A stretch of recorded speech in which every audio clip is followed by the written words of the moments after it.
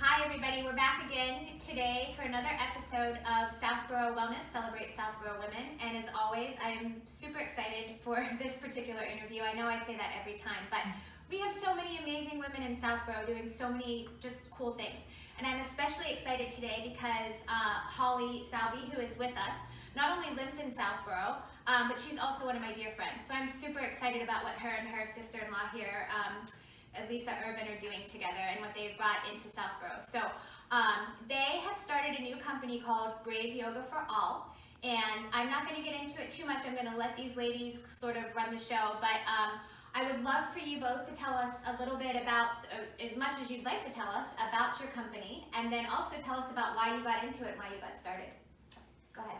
Well, thank you for the introduction, and I'm glad to be here. This is a great segment that you do and share with other people because there are a lot of amazing things going on by Southboro women.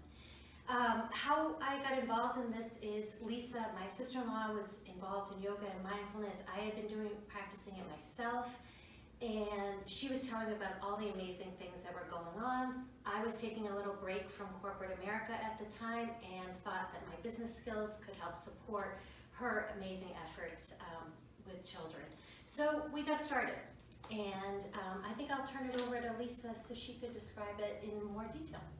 So my connection to Southboro is I've worked in Southboro for 14 years, and for 5 of those years I was for most of those years I was an occupational therapist. For 5 years I've been a yoga instructor. Okay. And I really noticed that I practice yoga myself, and I noticed that it really made a difference when I started to do it with my students. So I thought at that time there really was I really need to bring this program into the community. And I noticed such a difference in the classrooms of the schools that I'm doing yoga and mindfulness, with the parents that I teach to do at home. And at this time I'm offering individual and group sessions, and I'm really happy with that. And we're also offering training for parents and educators, and we have a session coming up here the end of the month on June 29th. It's a 9 a.m. to 2 p.m. session, and you will leave with tons of tools and tricks and tips that you can use the moment you leave the class. So, and it's also hands-on. We practice poses. We talk about how to give. One of the important things is to the people with emotional or neurological developmental disorders, the way you give cues in a typical yoga class versus these is very different. A regular yoga class, the lady might be saying, do this, move the knee, move this, move that. It's a different way we communicate. So learning how to give those cues so that the message is received, they can follow and participate is super important. And even modifying the environments makes such a difference. I think being an occupational therapist, I know that works.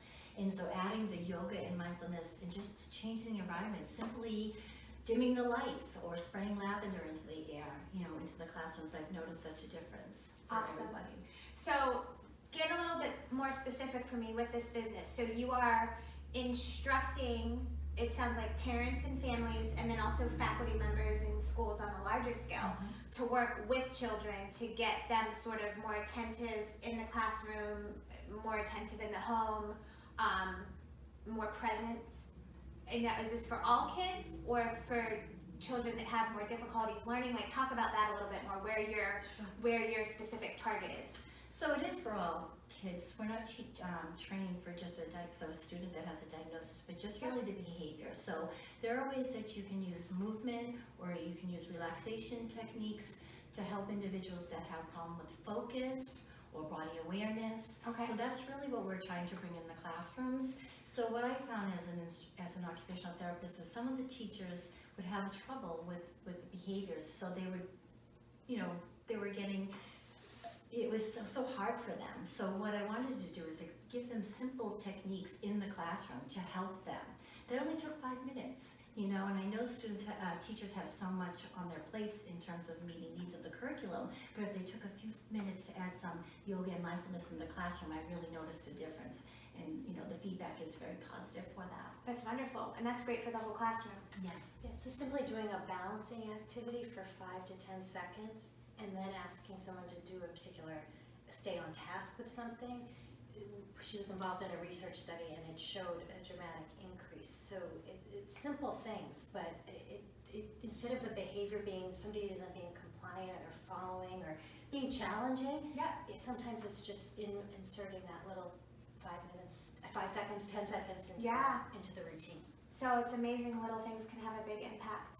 Yeah, I think this is great because I practice yoga and mindfulness myself. I do some meditation as well, but you know, for me, it sort of tends to stop there, and you don't think about the bigger picture, how these things that we're doing as adults and mothers and fathers too can have such an impact on our children. Absolutely. And what I love about this is for any kid, I mean, you know, for those that have maybe some attention issues and things like that would be fabulous, but for any kid, when we can teach them these skills at a younger age, hopefully we can also prevent them from being as wired and frazzled as we are as adults, right? Which is great. And I think just taking some of the load off these teachers who are so amazing is awesome too. So I love what you're doing. I'm so on board with it. I'm so happy for you guys. I'm behind you 120%. And as these ladies mentioned, they're going to be doing a training session right here at Southboro Wellness, right? Do we have a set date for that yet? Yep. So Saturday, June 29th from 9 to 2 here. You said that already, I apologize, but we'll tell you again. So yeah, so Saturday this month on the 29th from 9 to 2. 9 to 2. So we're going to give you links, as we always do, on this post to their website and to their social media, so you can follow them if you'd like, or if you want more information. Can they sign up for the course on your website? Yes. Okay, so can you give us the link to your website, let them know how to find you? Yes. Glad to. Thank you for having us. Yes. Do you want to give it to them now? Oh, yes. It's www.braveyogaforall, and if you're going to register for the class, just add /shop, and you can get right to the registration section. Okay, so www.braveyogaforall.com/shop, and you'll go right there to the registration, which is awesome. Before we close, and thank you so much for coming in for doing this. I'm so excited for you both. Give us some, you're probably going to say yoga and mindfulness, but what do you guys, I always end with this because we're all so stressed and life is so busy, you know, outside of here. And so what do you guys do for stress management? Can you share with us? So actually practicing yoga with ourselves is outside of teaching is good. But I'll be honest, coming here is really one of my favorite things. Oh, you're so sweet. No, because it means as soon as you walk through that door, you're doing something for yourself. And all the products here are super helpful, and I use almost everything in here. So that is something that locally you don't always do, but I take a few minutes and you come in here, and as soon as you walk through the door, you get that sense. Holly, that is so nice. I didn't expect that. I really appreciate that. And I was just going to say, you know, I know we have such limited time, but I find it very helpful just in the car to play some guided meditation, or my office, I have a wax burner with my favorite scent, and I dim the lights. It's just really the whole environment, and I know that doesn't take much time, you know, and I know we're so limited time, but that's what I do. Yeah, well, that's great. I love those little tips that aren't super time consuming because we're all busy. Right. So, and I think that's a good point. I probably said this before, and if you've been here, you've heard me say it, like, it doesn't have to be a 45-minute run. Right. It can be sometimes just stopping for 5 seconds and literally just being mindful of taking a couple deep breaths and resetting yourself, right? So I love those advice, and thank you again for your kind words. So please go check out Brave Yoga for All.